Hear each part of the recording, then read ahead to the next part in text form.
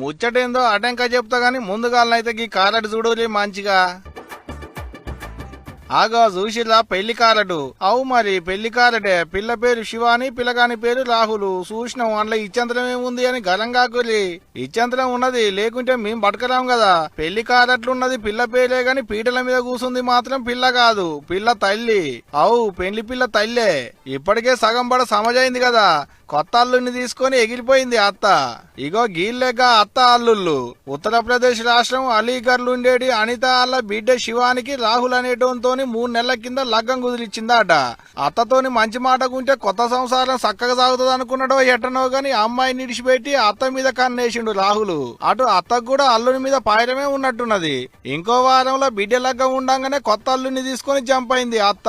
ఇంకేముంది, అలా ఇంటోళ్ళు పోయి స్టేషన్ల ఫిర్యాదైతే కేసు రాసుకొని ఎంకులాడే పనిలో పడ్డారు పోలీసోళ్ళు.